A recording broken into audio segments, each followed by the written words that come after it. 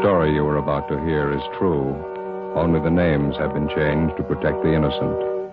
Fatima Cigarettes, best of all long cigarettes, brings you Dragnet.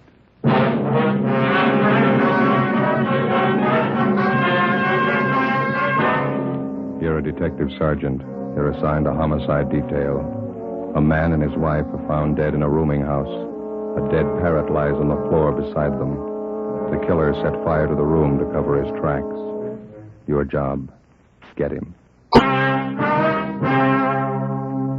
You'll be amazed when you compare Fatima with other long cigarettes. You'll find they now cost the same.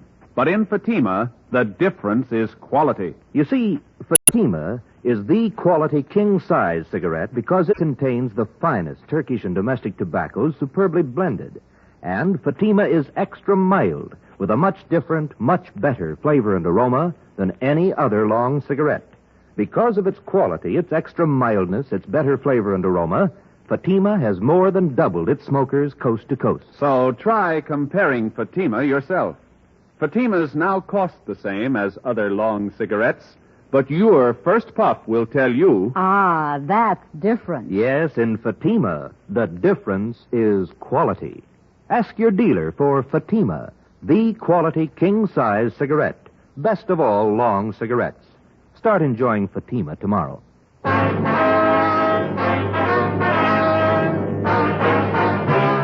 Dragnet, the documented drama of an actual crime.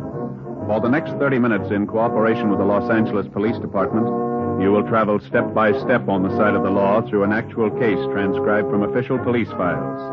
From beginning to end, from crime to punishment, Dragnet is the story of your police force in action. It was Wednesday, April 2nd. It was windy in Los Angeles. We were working the early morning watch out of homicide. My partner's Ben Romero. The boss is Thad Brown, chief of detectives. My name's Friday. I was on the way back from communications, and it was 5:25 a.m. when I got to room 42. Homicide.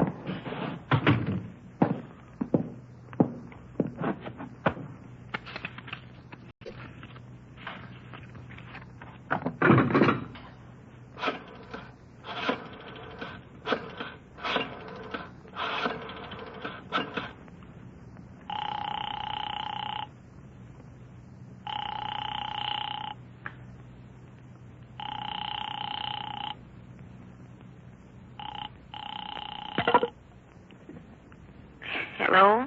Is this Miss Jones? Yes, who is it? This is Joe Friday. I'm sorry to bother you, Miss Jones. Is Lee there? Oh, yes, Joe. Just a minute, I'll wake him. Lee, honey. Yeah? Lee, it's Joe Friday. He wants to talk to you. Yeah, Joe, what is it? I'm sorry to wake you. Can you come down right away? What's the trouble? Got a call from fire headquarters a couple of minutes ago. Yeah? They had a fire in a rooming house over on 7th Street. They found 2 dead bodies in one of the rooms. Yeah? They suffocated? Well, the battalion chief doesn't think so. They found both bodies on the bed. There was evidence of arson in the room. What kind of proof they got? The victims. That's why we called you. What you got? Fire department thinks they were dead before the fire started. 5:30 a.m. Romero and I drove out to the rooming house on 7th Street. It was a 2-story building in the middle of the block between South Grand and Toledo Avenue. On one side of it was a small transient hotel, and the other, a building which housed a bookbinding firm and studios for an acrobatic dancing school. When we got there, the salvage crew was still working. We were directed to the 2nd floor, where we met with a man in charge from the fire department, Battalion Chief Sullivan. It's right down the hall here. Watch your step there. Oh, yeah. You have the names of the victims, Chief? We think it's Guthrie, Mr. and Mrs. Charles Guthrie. Old couple lived here for some time, I understand. Here we are. We figure that's where it started, right under the bed over there. Heat must have been terrific. Look at the walls, Joe. Yeah. This is where most of the damage was done, Chief? No, rooms on both sides got it, too. Not as bad as this, though. Guthrie's had 2 rooms. This and the one in Johnson. Through the door there. Mm-hmm. When the fire starts, got any idea? About 4:45, I'd say. Landlady smelled the smoke about 10 to 5, put in the alarm. Fire was out 3 minutes after 5. Any other casualties besides the Guthries, I mean? No, just the 2. Okay. Over on the bed here.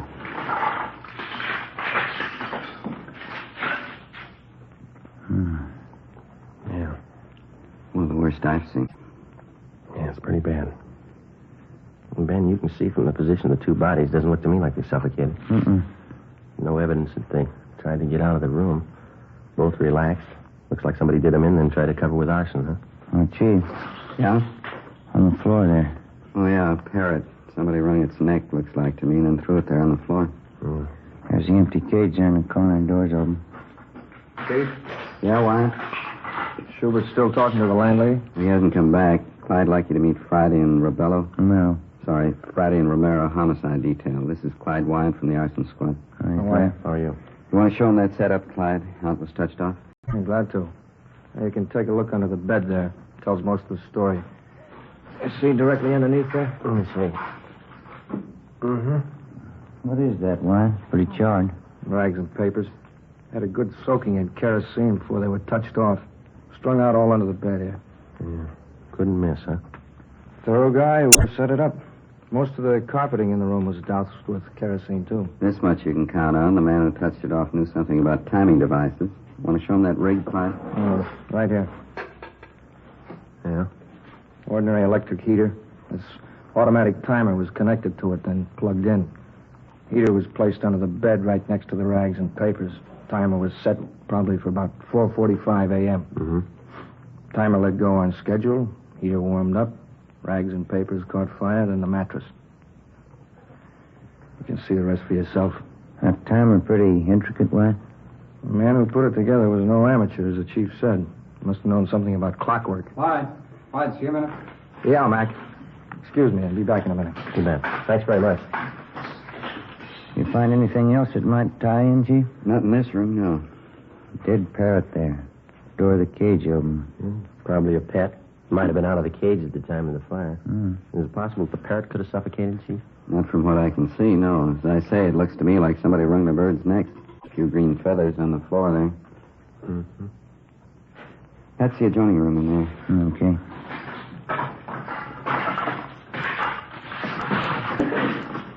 I figure the Guthries used it as a sitting room. Yeah. You can see the fire didn't wipe out everything in here. Hey, Joe. Come here, man. Right. This carpet here with a door. Dark stains. Let me see. What do you think? Could be blood. A heavy stain. Sure enough of them. Yeah. Looks like more of them by that desk there, and some on the wall, too. Desk drawer's open here. Yeah, I see that. That's about it. You know as much as we do so far. Yeah. We know how the fire was touched off. We're satisfied it didn't kill those two people in there.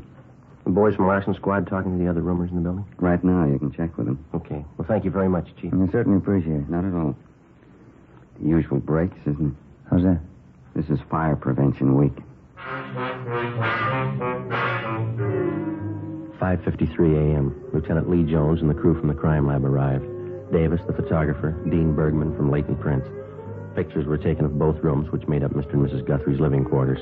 Photographs of the bodies were taken. Bergman processed for fingerprints. While Lee Jones continued his investigation, Ben and I went down the hall to the landlady's apartment, where we met with Ray Schubert, one of the men from the arson squad. These men are from Homicide Division. Sergeant Friday, Sergeant Romero, Mrs. Stedman, that right? Yes, Clara Stedman. How do you do? Yeah. I manage the house here. Would either of you care for a cup of tea? No, thank you. I wouldn't care for it. When did you last see Mr. and Mrs. Guthrie, ma'am? Well, now, let me see. Miss Guthrie, I saw her just before dinner last night, a little before 6. I went in to borrow an egg and a cup of flour. She was all right then. Was there anyone with her? No, she was alone. What about Mr. Guthrie? When did you last see him? About 7:30. I looked out my window and I saw him closing up the parking lot. Did the Guthries have any visitors at all yesterday? Do you remember that? Oh, just one I know of. Jack Marshman. He's working for Mr. Guthrie about a year now. When did Marshman visit the Guthries, do you know? Around 4 yesterday afternoon. Yes, I was there, too. Mrs. Guthrie and Jack and I had a cup of tea together. Then Jack left to go back to work, and then I left. You didn't notice anyone else in or near the Guthries' rooms after that? No.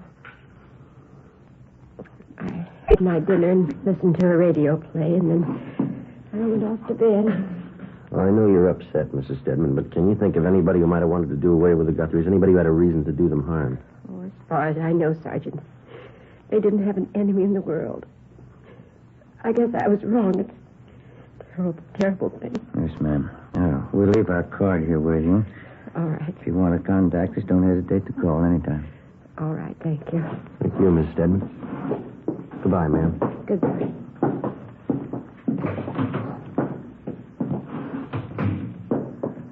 What time are you? 6:15.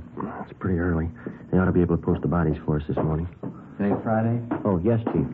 Jones, your crime lab man's looking for you. Thank you. Ben, you called the coroner, didn't you? Yeah, he's on his way over.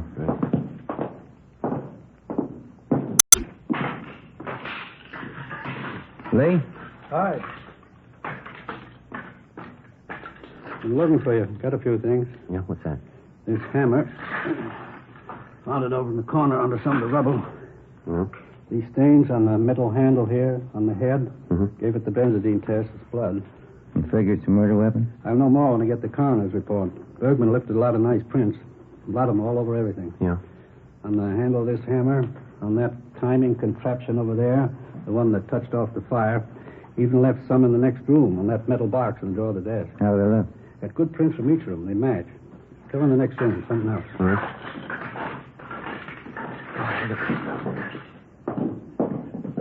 Yeah? Those stains on the carpet by the door, the stains on the carpet by the desk, those on the wall, blood stains, all of them. Mm-hmm. And you can see here, trail of stains, all leading through the door into the murder room. You figure they were murdered in here, and then the killer took the bodies in the next room and put them on that bed, huh? Then he set fire to cover up. That's my guess. How about the prints on the box in that desk, Lee? Might have been much in the box. Possible burglary? That's an angle. I'll take scrapings from these stains on a biological precipitant when I get back to the lab. I'll let you know how it comes out. Better start finishing up here. Right, Lee. Thanks very much. Well? Well, looks like we're in fair shape. A hammer, a couple of fingerprints. Friday? Romero? Yes, Hubert? That fellow that worked for Mr. Guthrie in the parking lot, Jack Marshman, just got here. Did you talk to him? Why didn't I have him in one of the empty rooms down the hall? Thanks. Which way? Down here. Seems pretty well broken up. You talked to anyone besides you since you got here? No, I told him the Guthries were dead, that's all. He's taking it pretty hard. Which one? Right here.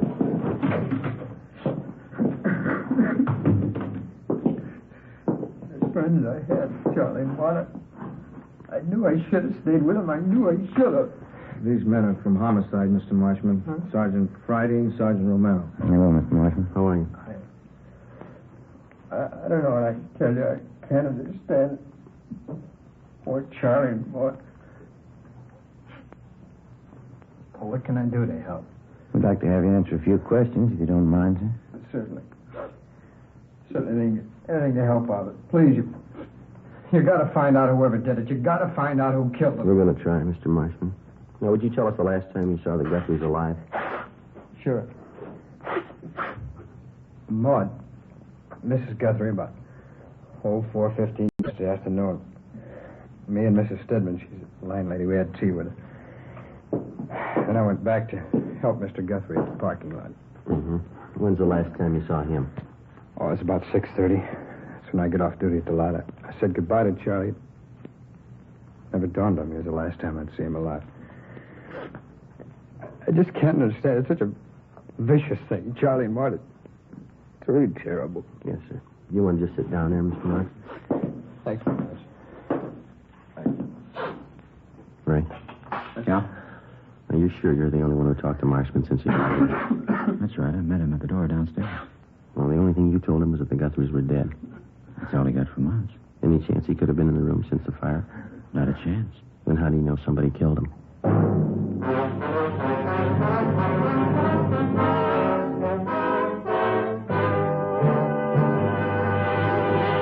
You are listening to Dragnet, authentic stories of your police force in action. You'll be amazed when you compare Fatima with other long cigarettes. Buy a pack. You'll find Fatimas now cost the same. Light a Fatima. Ah, that's different. What a difference. Yes, friends, in Fatima, the difference is quality. Quality of tobaccos, the finest Turkish and domestic varieties, extra mild and suitably blended, to give you a much different, much better flavor and aroma than any other long cigarette. Quality of manufacture. smooth, plump cigarettes rolled in the finest paper money can buy. Quality, even to the appearance of the bright, clean yellow package, carefully wrapped and sealed to bring you Fatima's rich, fresh, extra mild flavor. Try comparing Fatima yourself. Fatimas now cost the same as other long cigarettes, but your first puff will tell you... Ah, that's different. Yes, in Fatima, the difference is quality. Ask your dealer for Fatima, the quality king-size cigarette. Best of all long cigarettes. Start enjoying Fatima tomorrow.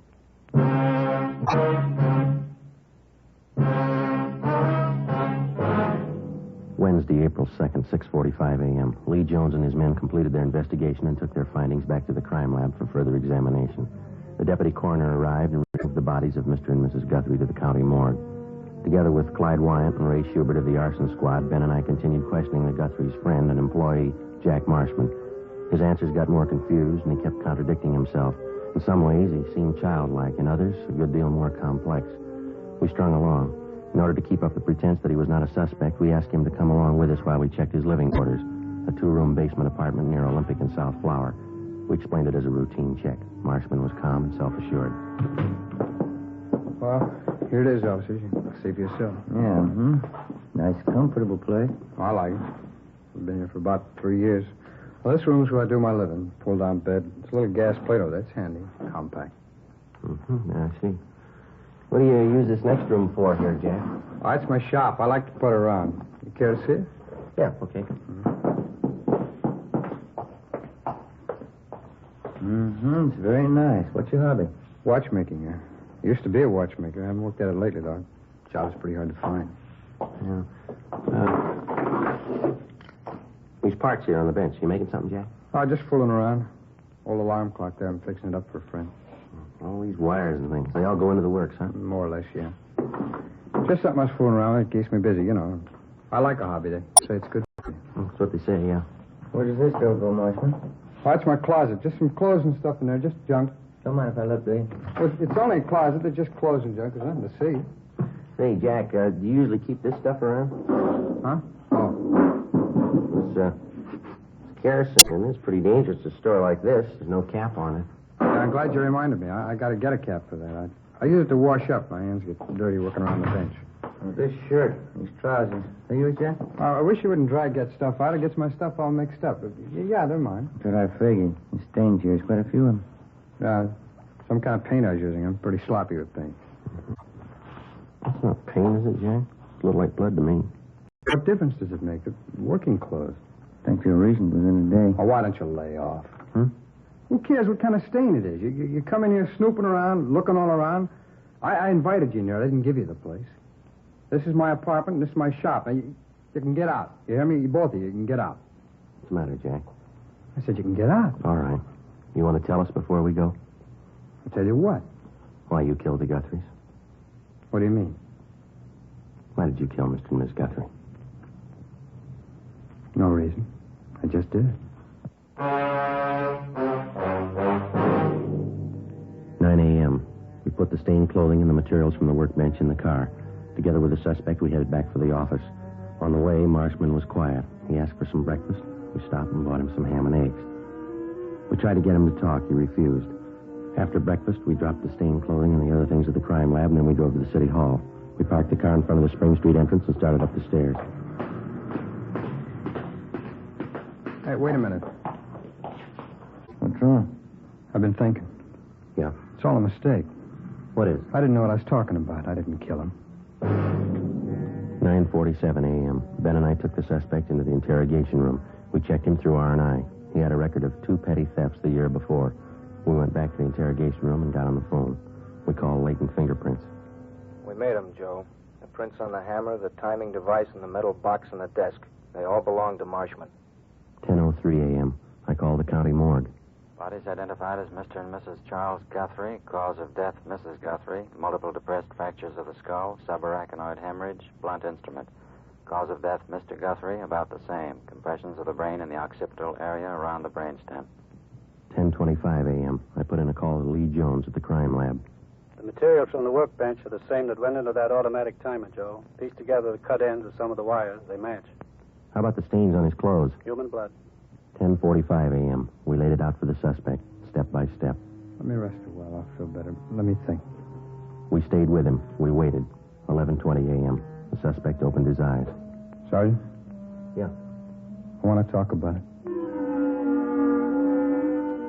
11:25 a.m. Schubert and Wyatt from the arson squad joined us. We called in one of the stenographers to take Marshman's statement, Eleanor Eastlack.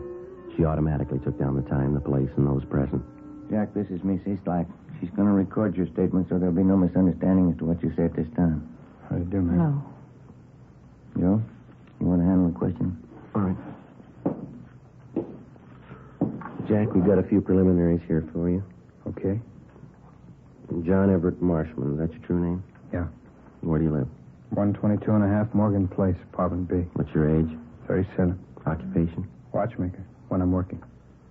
Well, now, Jack, you've indicated to us in a previous conversation that you're willing to make a statement setting forth the true facts surrounding the deaths of Mr. and Miss Charles Guthrie. That's right, I'll tell you. Were you in their home Tuesday, April 1st? That's yesterday. Yeah, that's right, I was. What time did you get there? First time? About 5 minutes to 4 in the afternoon. Mrs. Guthrie was there, and so was the landlady, Mrs. Stedman. We had some tea. Was anybody else present while you were there? No, it's just the three of us. How long did you stay there? I left about 4:15, I guess. Guess I was there about 20 minutes. Where'd you go when you left? Well, back to the parking lot as usual. Charlie Guthrie left and went home to dinner. He got back about 6:15. I left at 6:30, quitting time. Where'd you go after you left the parking lot? Went around the block and then back to the Guthrie's place. Why'd you go back there? To get money. Charlie never paid me enough. Picked me up and expected me to work for nothing. All right. Now, in your own words, will you tell us just what happened starting when you entered the Guthrie's apartment the second time? Mrs. Guthrie opened the door and I went in. She gave me a cup of tea and I told her I wanted some money. She wouldn't give me any. I don't know why, but I was mad. I was sick and tired of both of them. They never gave me enough money. Eleanor? I'm getting it, Sergeant. All right, go ahead, please. Mrs. Guthrie went in the next room, and I went over to the desk and got the money from the box that they keep it in. I don't know how much. I grabbed all of it, and that parrot started squawking. Mrs. Guthrie came running in. She saw me with the money, and she says, Jack. I picked up something and hit her. It was the hammer, and I kept hitting her. Can you remember how many times you hit him, Marshman? Oh, I don't know. She fell down. The parrot was still squawking, jumping around the cage. I went over and opened the door of the cage and pulled the parrot out. It stopped moving, finally.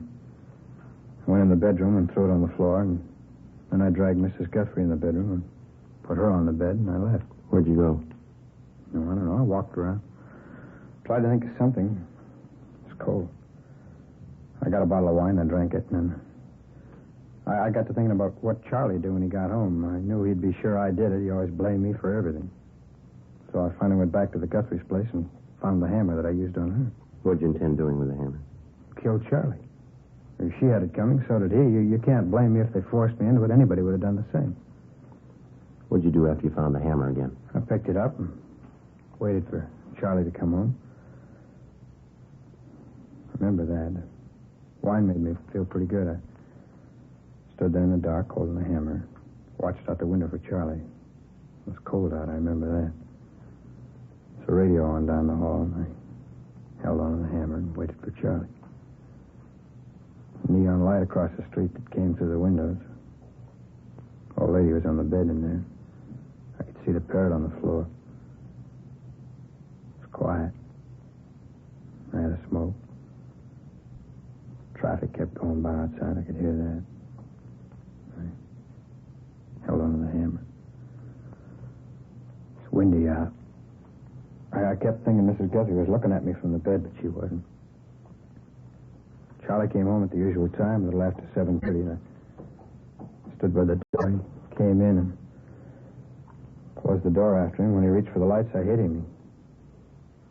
He fell down. I hit him some more. You couldn't blame me. Anybody would have done the same. Anybody would have, the way he kicked me around.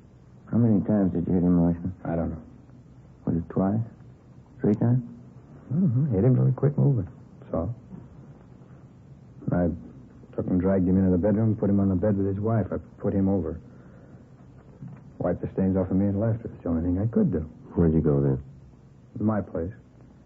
I knew that timer I had to do the trick. I put it in a shopping bag with some stuff, and I went back to the Guthries. They were still there on the bed. Parrot was on the floor. Would you repeat that last part, Mr. Marshman? Oh, I said they were still on the bed, the Guthries, and the Parrot was on the floor next to the bed. Put the kerosene on the carpet and the rags and paper under the bed and rigged up the electric heater and the automatic timer to set it off. A little slower? Would you speak up, Jack, and then slow it down just a little bit? Oh, sorry. How did you rig the timer to set off the heater, Marshman? Can you tell us? Oh, it'd take all morning to tell you. You got the timer. I'll take it apart and explain it to you if you want. All right. What was your purpose in setting fire to the room? You knew both Mr. and Mrs. Guthrie were dead, didn't you? Oh, sure. Sure they were. They forced me into it. I set the fire to make it look like an accident, like they'd burned to death. What would you do after you set the timer? Oh, I left, went down the street, bought a couple of bottles of wine, talked to the guy a minute. I walked around a while. It was too cold, so I went home. When'd you get home? 2:30 maybe. I don't remember too well. Did you go right to bed? Yeah. Did you go to sleep? No. I laid there and read a movie magazine, drank the wine. Finally, I finished up the 2 bottles and dozed off. What time did you get up? A little before 6 this morning. Went down to the Guthries to nose around. That's how I met you guys. Well, you know all the rest because I've been with you ever since. All right, Jack. Anything else you'd like to add? No, I told you everything. All right. And this statement was given free and voluntarily. There's been no promise of immunity or reward extended to you? Yeah, that's right. Was any force, violence, or duress used to induce you to make this statement? No. Okay. These questions and answers have been recorded by the secretary here. After they've been transcribed, will you be willing to sign it as a true statement? Sure, I'll sign it. All right, Eleanor. Can you get that out as soon as possible? All right, sir. Thank you. You're welcome. Well, that's it, huh? All of it? That's it. Oh, that's good. It's good. I'm tired. It's been a long night. A long one. Get used to it. Huh? They're going to get longer. The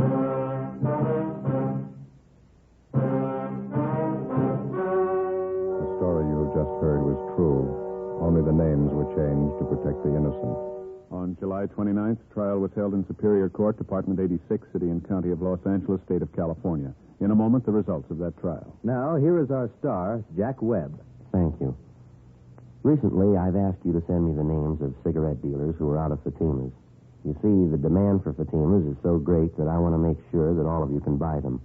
So keep your letters coming. If you find a dealer fresh out of Fatimas, let me know. We'll have something done about it. Write your dealer's name and address on a card and mail it to me, Jack Webb, Post Office Box 951, Hollywood 28. And now for you, Mr. Dealer. The coming holiday season will find new thousands insisting on Fatima quality. Step up your order for Fatimas tomorrow. Get in on the increasing demand for the quality long cigarette.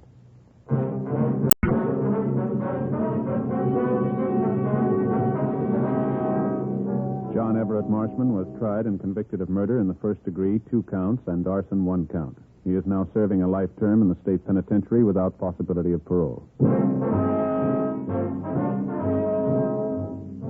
You have just heard Dragnet, a series of authentic cases from official files. Technical advice comes from the Office of Chief of Police W.H. Parker, Los Angeles Police Department. Fatima Cigarettes, the best of all long cigarettes, has brought you Dragnet, portions transcribed from Los Angeles.